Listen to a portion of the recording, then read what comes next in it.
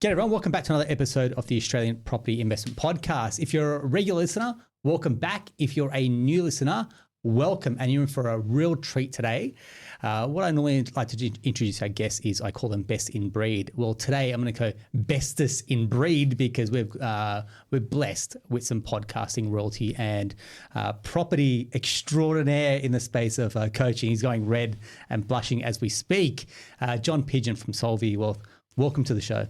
Thank you, Aaron. Glad to be here. I don't feel comfortable with the intro, but let's roll with it. We're about to get started on the intro. And just before we're talking, you mentioned that I said on our bio, it said 15 Ks of bike riding. You said, no, it's more like 50. So modesty, we're going to put that to the side and say, let's not be modest here. Let's kind of own it, because I think when I've looked through your bio, and for those that are not aware of the John Pidgeon story, please do a Google search and you'll be amazed at not only the content you're producing, but the quality that you're putting out there as well. 20-something years in property investing in this space. But most important, I think the icing on the cake is what you're doing at My Millennial Property and My Millennial Money, for example, and really, I guess, inspiring the next generation of property investors and homeowners. Is that a fair? Yeah, probably fair to say. And I suppose it's you wake up and all of a sudden you're approaching 50 and you're talking to millennials. It's one of the questions I had for you, actually. I don't feel that old, and I'm. You don't look it. When you got three kids, you sort of keep on your toes. But look, it's education's a passion, so it's not a hassle, and we enjoy doing it. I love it. Before we kick off, I just want to reiterate that this episode is going to be general in nature and not intended to give advice. So if you do need advice, please do seek out a professional. So John, I guess we want to kick off and say, look, just on that point around health and well-being, I've got a personal philosophy that health is wealth, and that's not exclusive to me. I think the last few years have taught us that. For example, you have all the money in the bank, but you get sick, you get COVID, whatever it is, you can't buy yourself out of those problems, and you kind of go. Here you are investing in your own health and well-being, getting up early, riding your bike. I said you swim, and then there's Ironmans that you throw in the mix there as well. It really sets the bar, I guess, personally, but also I guess from a professional level, people show up and go, hey, mate, this guy's actually walking the walk and talking the talk. Is that how you feel personally? Not that you do it to put a label on yourself that you're fit, but it's going, hey, mate, I really believe in putting myself and my health and well-being first and foremost. Yeah, I think it's a makeup of who you are. For me, early days, it was I just love to run and exercise, and a lot of people hate running, right? And but for me, if I don't do it, I'm just grumpy, and I just don't. No one wants to be around me. So I think it's just it's a makeup of who you are, but also. We're talking off air, 3 kids, you're hopefully influencing them in the right ways. Yeah. But the energy you have in the day as a result of, well, for us training early, is I suppose it sets the scene for a productive day and productive life, really. Yeah, absolutely. I love it. It's again, I talk about raising the standards and raising the bar. When you do that personally, you're going to show up in all other parts of your life just going, hey, man, if I've conquered something pretty early in the morning, come at me. It's all a bonus after that, isn't it? Yeah, absolutely. But, I mean, it's you see a lot of people that are wealthy that are very unhealthy and high blood pressure, and by design, they're going to live a slow death. Like it's going to hit them pretty hard. And I think as we get older, we appreciate that more. When we're in our 20s, we're foolproof, aren't we? Rock solid. And it shows up. And then, I think it starts to catch up with us later. Yeah, I mean, you're talking to millennials, but I think I've read a stat that if you're under 50 by 2030, that you're going to live to 100. And so that only, I guess from a longevity perspective, it's not only we need our bodies to then go the distance with us, but we also need financially to go the distance with us too, right? Yeah. Are there conversations that you have with millennials, or then and we'll kind of jump straight into I guess the work that you're doing at My Millennial. Yeah, look, it's a very different landscape from when I first started investing. Like average age is around 85, I believe today that Australians live to, male or females, a year either side maybe, but technology is advanced, medicine's advanced, but more importantly, retirement age is like 60, transition to retirement to 65, right? So there's 20 years for a start. Now, if you look after yourself, you're potentially another 20 or another 10 at least. So it's a long time in retirement to not be doing anything. And I don't use the word retirement as too often, to be honest. It's just common out there, so we drop it. But it's more that transition to the lifestyle we want and how early we can do that. And I think that's the key that I work on with clients is, well, what do you want out of life and how can we transition to that sooner rather than later? Yeah, nice. Go to yourself a little bit. You mentioned 3 kids. So one of the questions I ask is, what happens at a personal level? So 3 kids, how do you go about the juggle, for example, and how does life unfold at the Pidgeon household? Yeah, well, 10, 12 and 14. Yeah. So a little bit more self-sufficient, you'd say they are these days, which is compared awesome. To my 3 and 5 year old.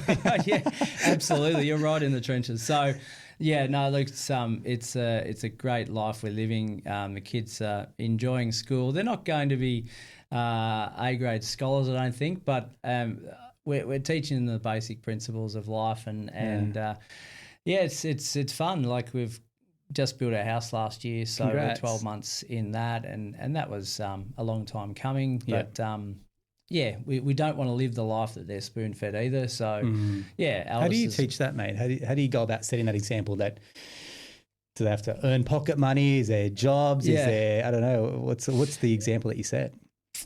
I think I was only thinking about this the other day, and where my wife Amy and I are very conscious of the way we, I suppose, perceive us, or the kids perceive us as, because they jump online, they see things, they talk to other people, like they pick up on things pretty quickly with technology, right? So I think the key is making sure that what we're talking about at home is grounded, and like our 14-year-old, he's just got his first job. So nice. The concept, and he didn't fight us on it, which was awesome, the concept of, all right, you nominate what you want to keep and we'll put the rest aside and we'll put it in the bank for you, right? Which is what I didn't get taught that until I was about 30, to be honest. Yeah. It was spend first, save last. Correct, yeah. And he's gone the 80-20. He said, okay, you can have 80%, Dad, I'll put 20 aside, which I'm like, I was prepared for 50-50. But, yeah, so the concepts are there probably because we talk about it at the dinner table. And it's that, like your training, it's consistency, isn't it? It's not just once a year we'll discuss our finances. It's daily. We're talking about them in one way, shape or another. But I don't think you can force that sort of stuff on people. You can't get your partner to come kicking and screaming to this finance war of let's go and invest or let's save this money. They've got to be invested. They've got to want to do it. Yeah, I think it's definitely important, especially when you start to deal. A single is one thing when you deal with a couple, and again, you talked about building a house.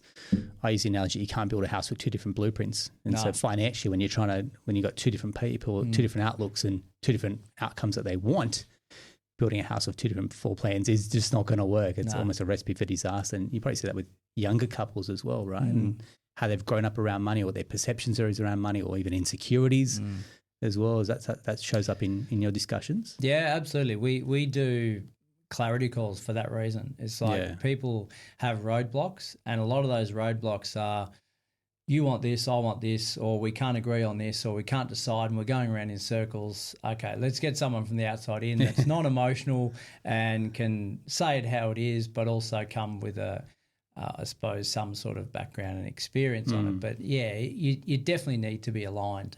And obviously listening to podcasts like yours, one of them may be well educated and the other might be just going about their business because it's not an interest, right? Yeah. When they align when they sit down and have dinner together, they're on totally different levels. Yeah. So bridging that gap is really important, and that's that part of we can't have someone coming kicking and screaming to the party because it's going to end in tears. Yeah. Well, that initial resistance is just going to keep building up. Yeah. Mate, on a professional level, and more recently, I mean, I'm sorry to bring you down to our level of podcast when you just come off an awesome interview at Mark Boris. I know you're going to get blushed as well, but again, that's got to be something like that, where a highlight where you're a really thought leader and someone like Mark Boris is getting you on there and having a chat. So I think, mate, kudos to you and well done. And so what are some other professional milestones or achievements that you go, hey, look, we're pretty proud of this, and we're not humble bragging, but just going, look, we've done some cool stuff? Yeah, look, I think just being in this journey of podcasting for 5 years is an achievement. I think. Well, what's the stat? I think 90% have like 7 episodes or less. Is that right? Something along those lines I've read. And And to be honest, Aaron, I'm the worst at any background information or knowledge on podcasts or percentages. I just literally turn up and do this.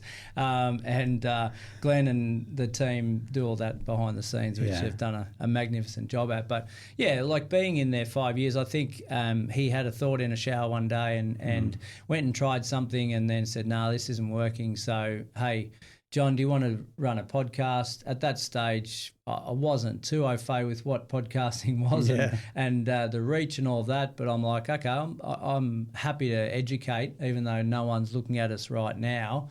Yeah.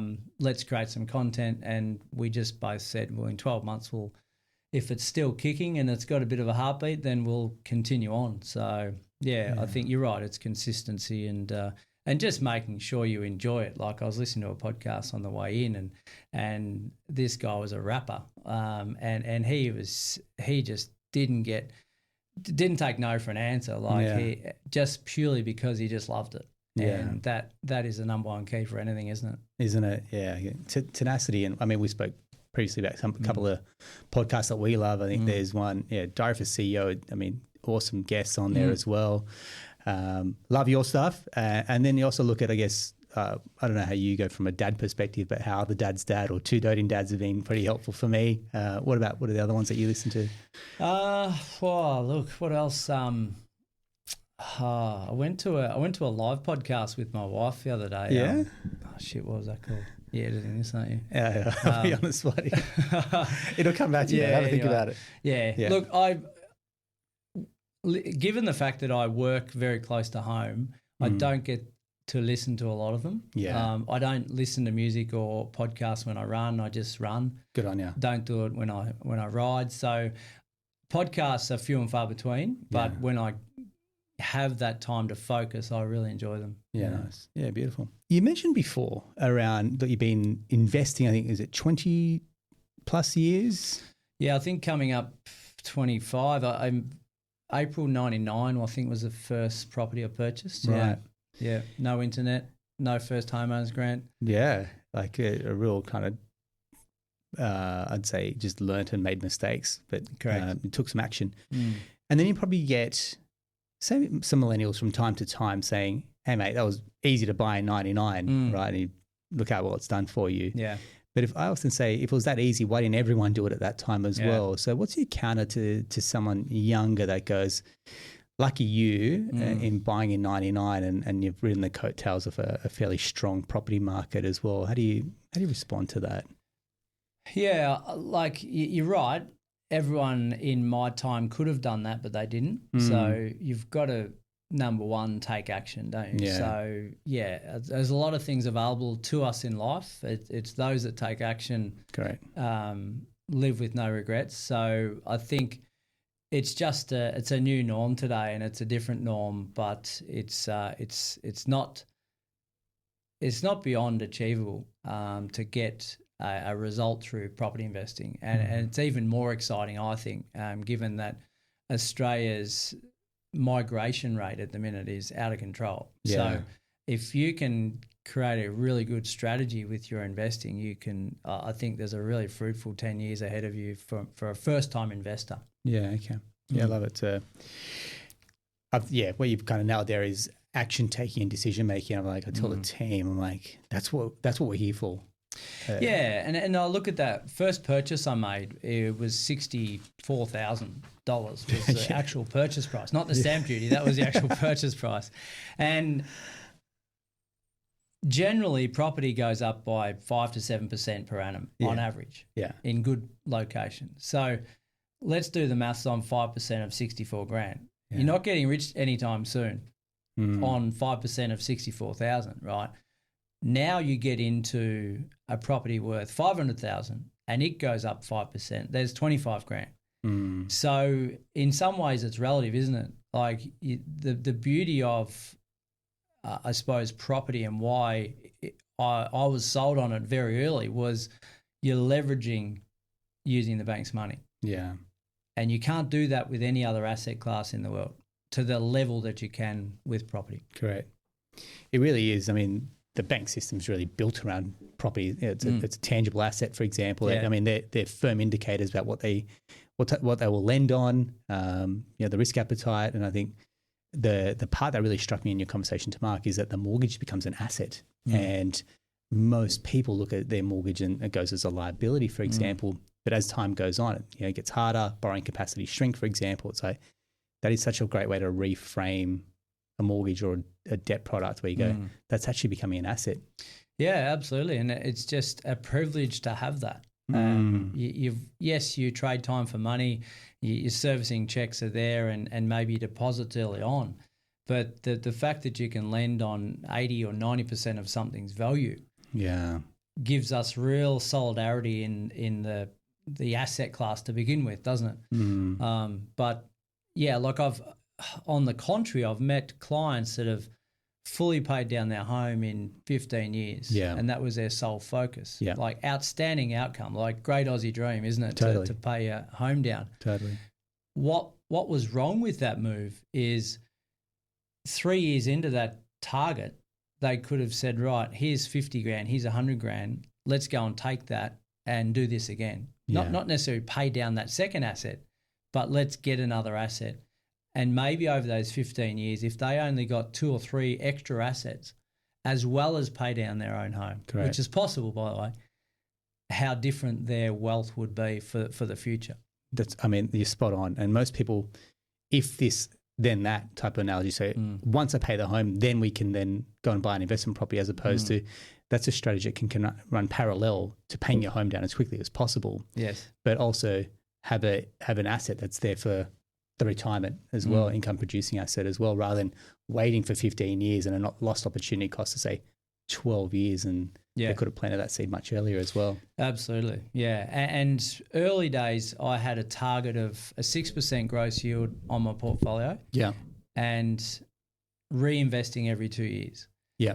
Now that's, people listening now would think, okay, that's quite bullish. Can you do that every 2 years? And I didn't do it every 2 years, but that was always the target, whether that be through cash or equity deposits. That was the aim. And if you've got that sort of mindset, you're going to be taking action. Correct. Versus saying, okay, I've got a mortgage, it's 30 years, I'm going to pay it down in 29 and a half, and then I'll worry about investing, right? And the other part is when you put it out there as a goal. I mean, you've just come fresh off your team planning day. We've done it just recently as well with our team.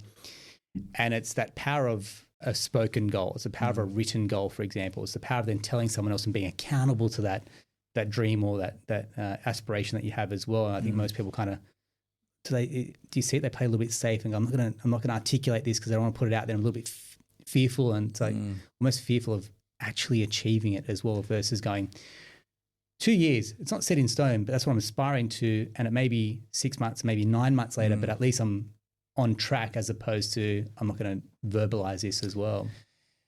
Yeah, it's an interesting one, and we wrestle with it a lot of the time. Like both my wife and I she is still a teacher. Yeah. And when we're teaching kids and your own kids, to have a dream or a goal is cool. Yeah. Right? It's like, oh, that's unreal. You go for that. When we get to Adultville, it's like, hang on, you're setting a goal? That's a bit sort of weird. Yeah. Like, why are you doing that? It's almost like we're going to drag you down.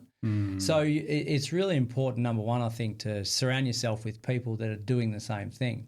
Like when we train, going back to the start of the show, one of them will say in training, I might do an Ironman next year. Okay, well, that's a goal now. You've just told us that, so you're onto it. And we're onto them, like tongue in cheek, but it really makes you stand up and say, well, okay, yep, I actually do want this. And we've got others that are encouraging us. So I think the power of people around you that are influencing you in a positive manner, not a negative, and also telling them about what you want to achieve. And it's okay. It's cool to do that.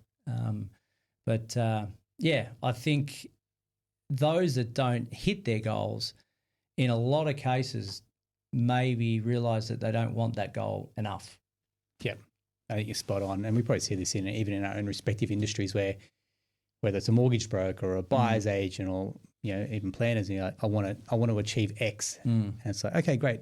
And they may ask you for some advice. You're like, hey, here's what you probably need to do. I'll give you 5 or 6 things. You come back a few months later, caught up and go, hey, how you going? And it's like, I haven't done any of that. No. I'm like, how bad did you want it? Yeah, that's or is right. it just lip service and you're talking a lot? And whether that's client aspirations or professional ambitions as well. It's like, show me some tenacity. Yeah, 100%. And again, you can't always just drag them with you because it's got to come from within, doesn't it? Yeah, great.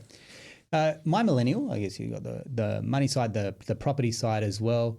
There are challenges that are going to be fairly exclusive to millennials and what they're going through. It's a time in their life, and it's a challenging time because they're at the start of their careers. For example, come out of uni, perhaps lowest income that they're earning at the moment, lowest deposit at the moment, with ambitions and aspirations to get into the property. What are some of the conversations that you're having with millennials, and how does that unfold when you're looking at what their future blueprint and game plan looks like? Yeah, the great thing about millennials and young people, including your kids, including mine, they're a blank template, generally. Yeah. They haven't gone into the trenches and got beaten about and then come out the other side. They got no scar tissue. Yeah. So you can really empower them with the right knowledge and the right motivation and the right tools for them to get the best out of the next 50 years for them, and then empower that on to the next generation. And slowly we're changing society, one conversation at a time. Yes, you can look at it and say, you're straight out of uni, you're only on 70 grand a year, but you haven't got kids. Yes. And if you haven't got car loans and you haven't got personal loans, you're pretty attractive to the bank still. Yeah. Versus someone in their mid-30s that has wasted their money in their 20s, still has a car loan, has no assets, hasn't saved any money, is actually in a worse position than someone in their mid-20s. So I suppose we're very grateful from the sense of people that generally come to us are switched on. Now, whether that's through podcasts like yours and ours or I don't know, but they're definitely dialed in. They've got a really solid cash flow savings plan. They don't enter any bad debt into their life, and they want to take action. Like, it's the perfect combination, isn't it? Because people say to us, "Why do we want to work? Why would you want to work with millennials? They think they know it all. They're low income earners. Like, why?" And I'm like, "Well, no, they don't think they know it all. They just ask good questions." Yeah. Right. And if you can embrace that, and the more questions they ask, the more educated they'll be, the more buy-in and trust they'll get from you, the better the outcome. Yeah. Yeah, I love it. As part of what you build, you've got a great community, I'm sure. Is it the power of, I guess, you guys going, look, we've been there, done that? Is it the power of peer-to-peer learning? What do you feel like is part of the magic sauce that has built the My Millennial brand and community? Yeah, I think sometimes you just need to get there early, get a start on the opposition, if you want to call the opposition. So I think being there 5 years has given us a little bit of street cred. They can go back and watch a few hundred episodes if they want and know that we haven't been around 5 minutes. But yeah, the community, and Glenn did a lot of work on this early and still obviously addressed it today, but there's a no BS policy in our community. So it's really finding like-minded people to be in that community, and any outliers will be removed pretty quick. Yeah, nice. I'm not saying it's some sort of cult, but it needs to be a community where they feel comfortable in it and feel comfortable to ask questions that they probably wouldn't ask their mum or dad or their uncle or their best friend, because it's not discussed at the dinner table. Yeah. We are the dinner table. Yeah. And often hearing it from a mum or a family member or someone too close to home, it's almost that resistance is there. It's like, I'm not going to, just out of spite, I'm not going to do it. Telling me to do. Yeah, I actually spoke to a person who had a clarity call with me yesterday who's grew up in Tasmania. They're in Queensland. Long story short, Dad's been a successful property investor, but she's reached out to me to have a conversation around her property situation because Dad, I don't want to call it luck, but Dad built his portfolio on the fact that, okay, I'll just buy locally and over time, hopefully it goes up, and it has. Yeah. There's no knowledge passed on because how do we replicate that? Correct. Do we do that anywhere around the country? Maybe not. So yeah, I think it's understanding who's in your team. Yeah, yeah, I love it.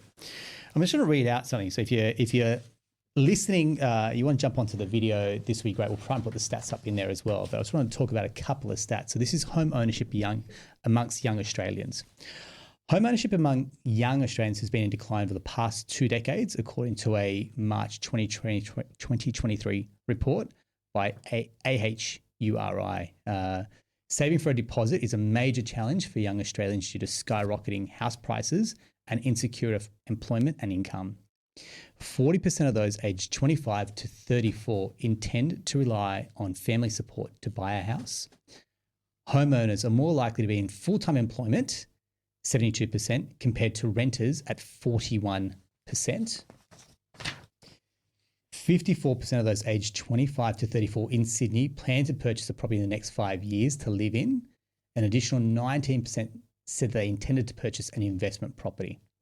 This keeps going on. There's one here. And even amongst those earning over $104,000, there's more than 53% said they will need an inheritance or bank of mum and dad support to buy a home. I could go on, and I'll include the link to this survey and this research report. When you hear that, it's not worry, because worry is not going to help solve the problem here. No. But when you hear that, and especially with the young Australians that you're working with, what are your thoughts? I get excited.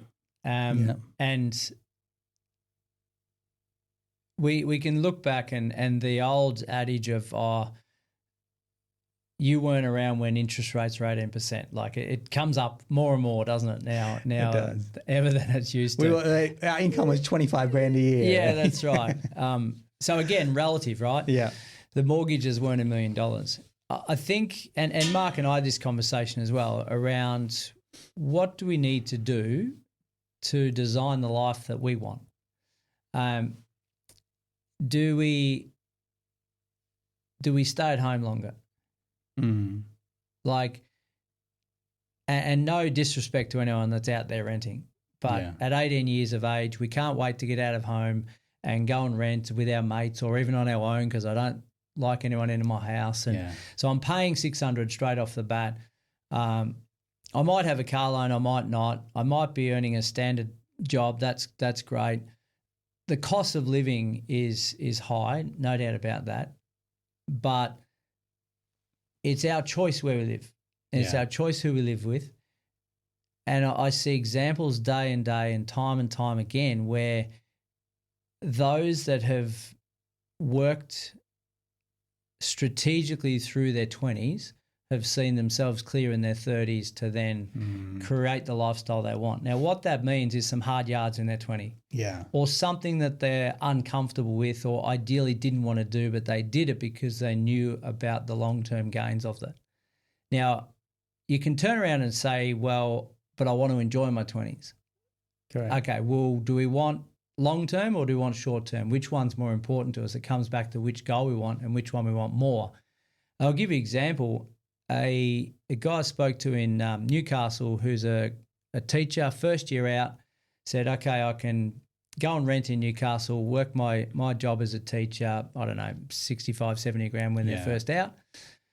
But he decided to go to the most regional part of New South Wales for 3 years, automatic, straight job, no rent, teach the education department, paid 90% of his rent and bought a house in 12 months of working, right?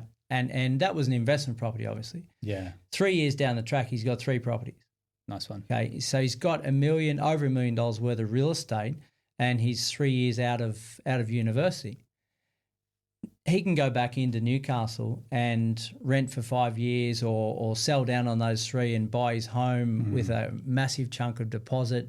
He's got options now. Whereas someone that didn't do that might have saved 20 or 30 grand in that time because they were renting in Newcastle or whatever. So you've got to look at it and say, well, how much do I want something? Yeah. And you, as you said before, you can sit there and do nothing about it and nothing changes, and we whinge about the cost of living and the low income and the property prices, or we can actually say we've got to be strategic. We can, what I call free vest. We can stay at home for 5 years, hopefully rent free. Yeah. Save a deposit, go and buy an investment property for 600 grand somewhere else. We won't be able to buy in Cronulla or Coogee or Bondi just yet. Yeah. But we might be able to rent a 1-bedroom there. We might be able to rent a 3-bedroom with 2 other people. We might be able to have that lifestyle of renting there whilst we're building a portfolio elsewhere. I think that's where the future is for the next generation and beyond. Yeah. Right. And you look at London, New York, spot on, where home ownership is not a thing. It's like the next generation coming through believe that they will not own a home. Yeah. And that's just the way they're wired now, unless they want to go out to the country. I'd be going out to the country personally because I love the country, but I think it's Melbourne and Sydney are fast becoming that.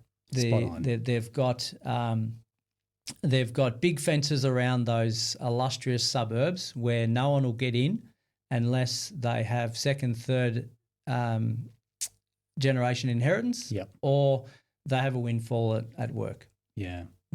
You are absolutely spot on. I think I was having a chat to Bernie even yesterday. We were talking about a client yesterday. Again, same thing. 2 teachers, good incomes, living in Sydney, going, I don't think we'll ever be able to crack the Sydney market. And I won't say disappointed because they've acknowledged it and go, I think what we need to do is move to Brisbane. We can afford a family home. We won't be drowning in debt, save to a mortgage, for example, and we'll get a pretty good lifestyle off the back of it. Yeah. And I said, isn't it funny? I said, years ago, we feel like we're moving to a New York model. And it's like, it's just accelerated so quickly where if you're not buying property, you're going to be generation renter and you've just got this flurry of like rich landlords and just going, well, take it or leave it because someone else is going to move in and pay that exorbitant rent as well. And you want to be the haves versus the have-nots. Yeah, correct. And that's another conversation now in itself in respect to not building enough houses, which is a government issue. But yeah, how exciting for mid-20s to up and move to Brisbane. Yeah. And no daylight savings and perfect weather and perfect weather. Yeah, massive problem to have in your life, isn't it? Like how exciting. Like that's a great way to reframe it. It's the mindset, isn't it? Great way to reframe it. And you just kind of like, you just touched on a word there that I'm like, free vest. Now every parent's just shaking in their boots going, have you just coined another term? We've got rent vesters and now the kids are going to be around. I think the median age is like 20, late 20s when kids are still hanging around. And fair enough, right?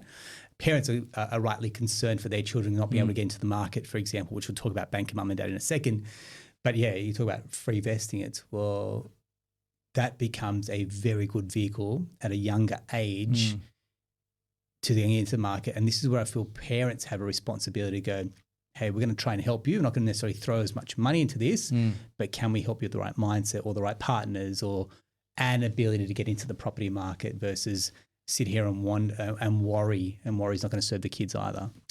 No, that's right. And where are they drawing their inspiration and motivation from? Hopefully it's from home because mum and dad are leading the way in that space or whoever they're living at home with. But if we can give our kids the leg up by saying, look, you can stay at home 3 years when you're full-time 18 to 21.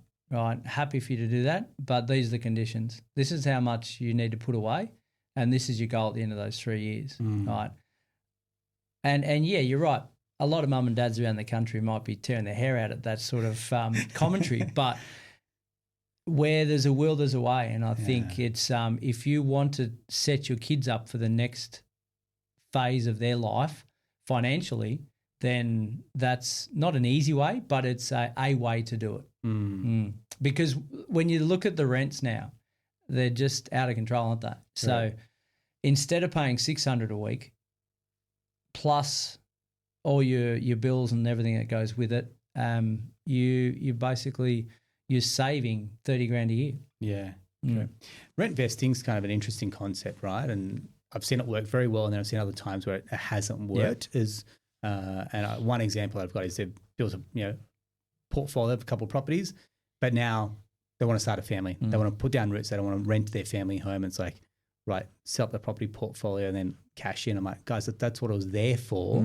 It was the vehicle to then go and buy your own home. But it's like, I still want to have the properties and buy my home. Yeah. And it's like, okay, rent vesting will run its course. And, maybe when you want to buy a family home. Yes. When have you seen rent vesting done very well? Where do you say it's not your time? Maybe you should be buying a family home, or it's like, hey, keep rent vesting, and the family home is not a yet thing as well.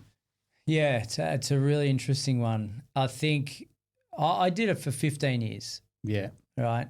And I copped a lot of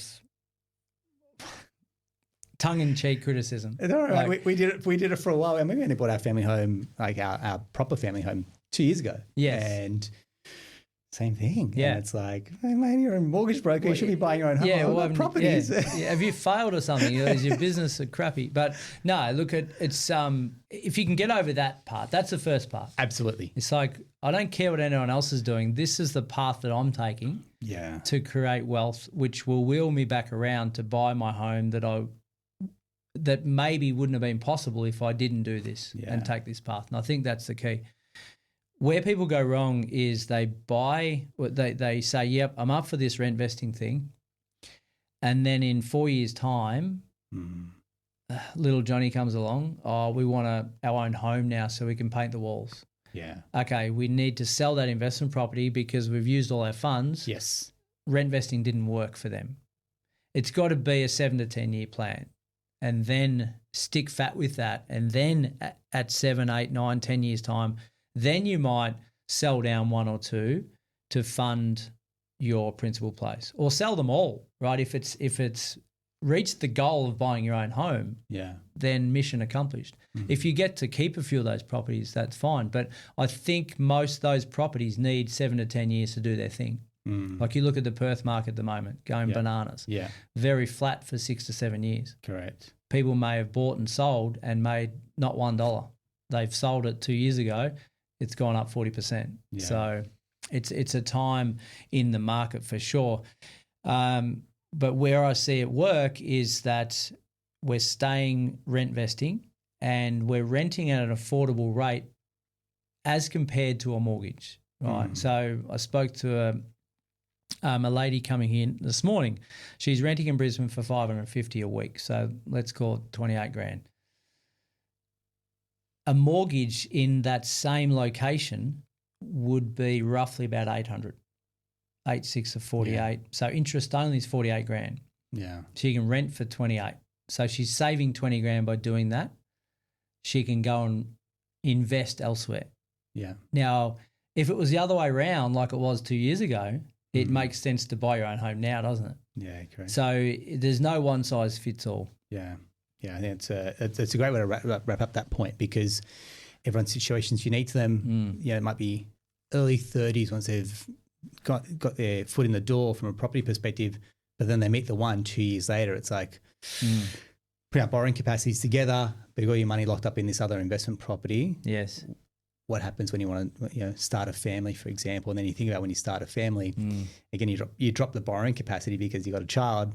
One person may go down to a part-time work to balance or return to work, and it's you almost shot yourself in the foot there a little bit by not having that foresight sometimes as well. Yeah, and I think people are starting to be more creative now by default. Is like, okay, if I buy my own home now, I buy a 3-bedder and get 2 of my friends to live in the house with me. That's now a common strategy. Or someone in their mid-30s wants to buy their home for the first time in a destination location of theirs. Yeah. They build a granny flat so mum and dad can live out the back, or dad or whoever it might be, and they help with our mortgage sort of thing. So there's the hybrid versions of everything going on now because of obviously higher interest rates and the inability to save as much as I used to. Yeah, nice. Come back to the bank of mum and dad, and I guess one of the questions I've got is parents can be enablers, or they can be a real hindrance sometimes as well. And I guess when the children have gone out and found someone like yourselves and the parents go, no, trust our old bank manager, for example. These guys are new kids on the block, and I don't know them. I can't trust them. The parents are getting in the kids' head a little bit, whereas the kids are going, look, I've done my research. I'm fairly educated. I want to make a decision to move forward with my dream team around me as well. Do you get a little bit of that resistance from time to time? Generally not. No, Awesome. I've never had mum or dad ring me and say, "What are you doing with my son or daughter?"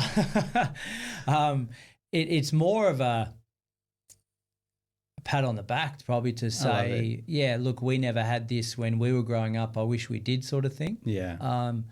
No, generally speaking, and no disrespect to our previous generation, but they were financially illiterate.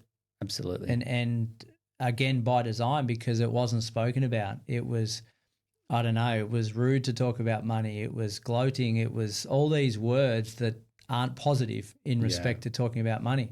Even just, I guess, approaching a bank was kind of off limits because it was go to the bank manager and they'll decide yes or no. So it wasn't even transparency from that perspective either. Yeah, that's right. And you would see it every day. Like the parental guarantors, like they're the best thing since sliced bread. Correct. But parents don't understand what they are because they were never educated in the first place. Yeah. So that plays a big part of bridging that gap, doesn't it? But that knowledge is really key, and that's one of the aims and the passions for being on podcasts and writing books and doing all these things is to be able to just educate people that with the bare basics of finance, because like I'm doing it, it's not rocket science, right? Yeah. We don't need a degree, and we talk about our run this morning, our gym workout, it just rolls off the tongue, doesn't it?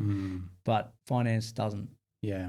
Yeah, I guess you got to make the space. You got to find the team around you, which we've always advocated for as well. Which is why we bring in guests that we know play with a very straight bat, that are seasoned professionals, that don't smell a commission breath, for example. And I'd say in an industry where I feel like we're moving to a lot more regulation, especially on the property side. And we met at the PIPA conference recently as well, which I think we're big advocates for, raising the bar within our own industries as well, and making sure that advisors and property coaches really a walk in the straight and narrow as well, and not selling snake oil effectively. Yeah, it's pretty wild out there. It can be. It has been. It can be, yeah. But yeah, not a regulated financial product yet, so it's hard. It's happening though. It's happening. Change is turning, and there's great leaders running PIPA as well. So if you aren't familiar with PIPA, check them out, because we've had Nicola McDougall, the chair of PIPA, on a while ago. And I think, just a PIPA qualification really goes a long way as one element of trust and earning a badge of honour as well. Absolutely. But John, I'll say thank you very much. I'm going to put you on the spot here. Have you got maybe a copy that we can give away of your book? You guys? Sure. Yeah, is that possible? It's not published yet, but it's coming. All right, here we go. So February it'll be out. Okay. So yeah. Mate, congrats. Can we get an inside scoop on what's going to be hitting the market? I can't give you the front cover, but that's okay. Look, it's putting together a compiled effort of what I've learned through the journey, and if I was picking it up as an 18-year-old, what I would want in it, I suppose, that I didn't have when I was 18 myself. Yeah. What would you do today? I mean, I don't want to give the secrets of the book away, but what's some of the ideas that you'd have if someone young is listening and going, what could I do today? Yeah, look, I would have saved more money to the point where I didn't have a savings plan until I was mid-30s. Yeah. Like how much has gone over the bars in country Victoria or to clothes shops or cars, I don't know. I'd hate to imagine. But it was easy come, easy go sort of thing. And not because I was on massive money, but it was just living in the country.